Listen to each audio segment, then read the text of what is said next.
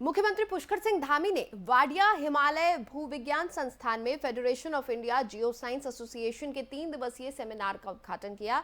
इस 3 दिवसीय सेमिनार में दिन भर से 250 वैज्ञानिक प्रतिभाग कर रहे हैं और इस 3 दिवसीय सेमिनार में वैज्ञानिक हिमालय में आ रहे प्राकृतिक बदलावों पर चर्चा करेंगे। साथ ही लोगों के द्वारा व्यक्तिगत फायदे के लिए जिस तरह से पर्वतों का दोहन किया जा रहा है, उससे भविष्य में होने वाले प्रभावों के ऊपर भी बातचीत की जाएगी।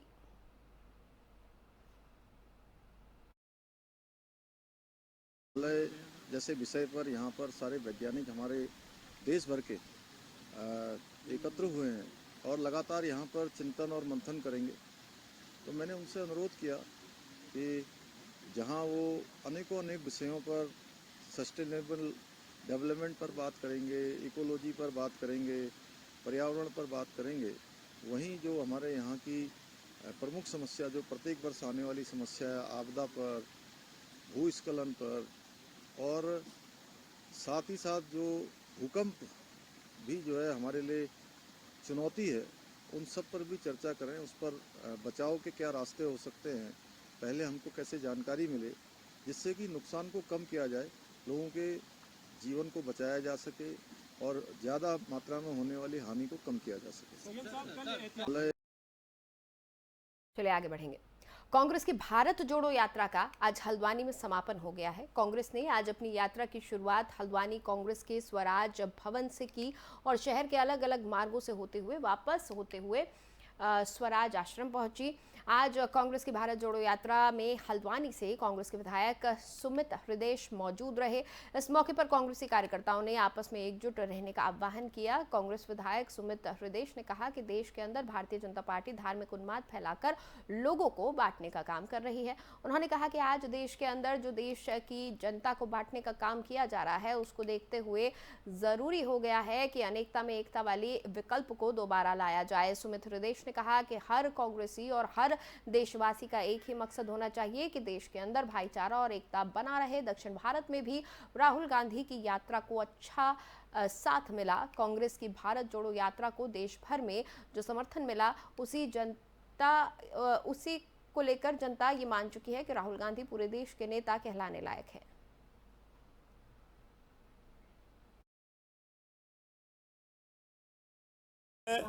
आज भारतीय जनता पार्टी की जो चमक रही है, धार्मिक उन्माद फैलाकर चमक रही है। देश को विभाजित करके धर्म जाति के नाम की लड़ाई, महिलाओं पे अत्याचार, शोषितों वंचितों पे अत्याचार, तो ये लगातार जो अत्याचार की कड़ी आ रही है, इसके लिए आवश्यक है कि एक एक भारतीय जो इस देश से प्यार करता है, उसको अवश्य जो यहाँ पे अनेकता में एकता जो हमारी खासियत है, इसको दोबारा उजागर करने का समय आ गया। तो अवश्य ये अलग जो राहुल जी ने जलाई है, इस मशाल को हम लोग आगे लेकर अपने हाथों में चल रहे हैं। प्रत्येक कांग्रेसी का, प्रत्येक देशवासी का ये मकसद होना चाहिए कि आपसी भाईचारा, अमन चैन इस देश में बना रहे। होता है सालों पहले की, अगर किसी को इस भारत देश के अंदर सबको पता है, सबको याद है कि कांग्रेस लोगों के दिलों में और कांग्रेस जड़ से उगी हुई पार्टी है।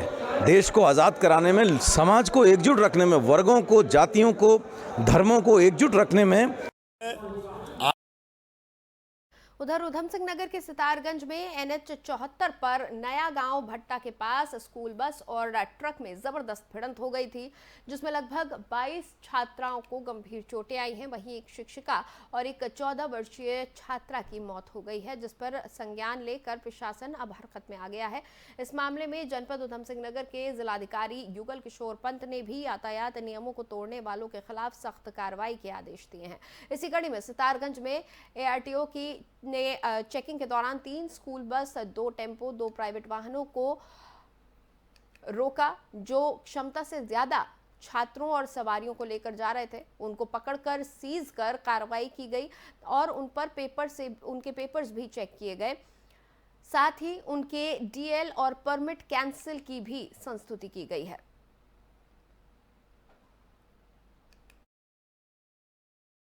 इसमें हम लोगों ने आज सुबह से अभियान चला रखा है, खासकर स्कूल बसों के खिलाफ और जो प्राइवेट गाड़ियां हैं जो स्कूल के बच्चे ढोती हैं उनके खिलाफ, और खासकर ऐसे टेम्पो, मैजिक जो कि ओवरलोडेड बच्चे ढोते हैं उनके खिलाफ, जिनके पास फिटनेस परमिट नहीं है। तो कुल मिलाकर इस तरह के सभी कैटेगरी में जो वाहन बंद किए गए हैं, हम लोगों ने 12 वाहनों का चालान किया है और 7 गाड़ियां हमने यहाँ पे मंडी परिषद में, एक सरकड़ा चेक पोस्ट पे भी बंद की है हमने, और 6 वाहन यहाँ बंद किए हैं। कुल मिलाकर 7 वाहन हम लोगों ने सीज किए हैं और उनके डीएल के लिए एंड परमिट के लिए रिकमेंडेशन किया है कैंसिलेशन के लिए। इसमें हमारे पास 3 स्कूल बसें हैं, बाकी हमारे 2 जो हैं प्राइवेट वाहन हैं और 2 हमारे जो हैं ये टेम्पो टाइप के वाहन हैं जो ओवरलोडेड सवारी भर के चल रहे थे, आपके स्कूल के बच्चे ढो रहे थे, तो उनके खिलाफ भी कार्रवाई की गई है। नहीं, अभी तो नहीं पकड़ में आया। दूसरा कंसंट्रेशन हमारा स्कूल की बसों के ऊपर था। उन गाड़ियों के खिलाफ भी कार्रवाई की जाएगी, लेकिन वो अन्य फिर कभी कर ली जाएगी उसको, क्योंकि जैसे आप बता रहे हैं सुबह पकड़े जाते हैं, तो इसी तरह की मॉर्निंग चेकिंग की जाएगी और इनको बंद किया जाएगा फिर अगर बॉर्डर से आते पाए गए तो। फिलहाल अभी जो कंसंट्रेट हम लोगों का कर रहे हैं, हम केवल स्कूल की बसों पे कर रहे हैं। स्कूल की बसों पे, स्कूल वैन पे, खासकर ऐसी गाड़ियों पे, प्राइवेट गाड़ियों पे जो स्कूल के बच्चे ढो रही हैं, और टेम्पो या मैजिक इस तरह के या ई रिक्शा इस तरह की गाड़ियाँ जो स्कूल के बच्चे बहुत ज़्यादा ओवरलोडेड ढो रहे हैं बिना पेपरों के, तो अभी कंसंट्रेशन इसी पे है। इसमें हम state bar council of Uttarakhand ने अधिवक्ताओं के प्रति न्यायिक अधिकारी के व्यवहार को लेकर प्रदेश भर के वकील एक साथ न्यायिक कार्य से वितरित रहने का उन्होंने फैसला किया है। इसके साथ ही साथ सभी अधिवक्ता संगठन शांतिपूर्वक धरना प्रदर्शन कर अपना विरोध जताने का निर्णय उन्होंने किया। आज हरिद्वार में भी सभी अधिवक्ताओं ने कार्यों से वितरित रहकर अपनी न्यायिक परिसर में धरना प्रदर्शन किया। वहीं हरिद्वार डिस्ट्रिक्ट बार एसोसिएशन के अध्यक्ष सुशील कुमार ने बताया कि state bar council of Uttarakhand के आह्वान पर आज एक दिन का सांकेतिक धरना दिया गया है और जो अधिवक्ताओं के प्रति न्यायिक अधिकारी के व्यवहार को लेकर हरिद्वार के वकील एक साथ न्यायिक कार्य से वितरित रहने का उन्होंने फैसला किया है। तो तमाम तस्वीरें हम आपको दिखा रहे हैं। हरिद्वार की ये तस्वीरें हैं जहां पर न्यायिक अधिकारी के व्यवहार को लेकर खासा रोष देखा गया है और इसी को लेकर बार काउंसिल ऑफ उत्तराखंड ने आह्वान किया था कि सभी अधिवक्ता एक दिन के लिए कार्य से वितरित रहें। इसी को लेकर हरिद्वार में भी आज अधिवक्ताओं ने यहाँ पर धरना प्रदर्शन किया है। जो हरिद्वार का डिस्ट्रिक्ट बार एसोसिएशन है उसके बैनर तले आज तमाम अधिवक्ता एक दिन के धरना पर यहाँ पर बैठे हुए थे और state bar council of Uttarakhand ने अधिवक्ताओं के प्रति जो न्यायिक अधिकारी का व्यवहार था उसको लेकर ये धरना प्रदर्शन किया था। दरअसल ये अपील की गई थी कि प्रदेश भर के वकील एक साथ न्यायिक कार्य से वितरित रहे और धरना प्रदर्शन करें, जिससे कि अपना रोष जाहिर कर सकें और न्यायिक अधिकारी के खिलाफ, उनके व्यवहार के खिलाफ अपनी आवाज बुलंद कर सकें।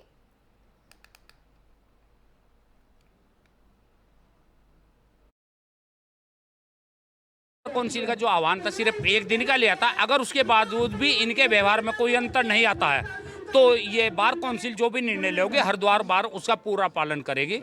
जो अगर वो आगे बढ़ाना चाहेगी, इस धरने को आगे बढ़ाएगी तो हरिद्वार बार काउंसिल के साथ खड़ी हुई है। बार काउंसिल उत्तराखंड जो भी निर्णय लेगी हम उसका स्वागत करेंगे और उनके साथ कंधे से कंधा मिलाकर सहयोग करेंगे। जुडिशियल सिस्टम में एडवोकेट का एक बहुत महत्वपूर्ण स्थान है, लेकिन प्रायः देखने में आता है कि एडवोकेट की न्यायालय में उपेक्षा की जाती है और ऐसी उपेक्षा कभी कभी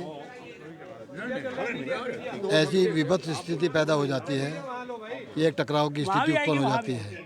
एक ऐसी ही घटना देहरादून में हुई।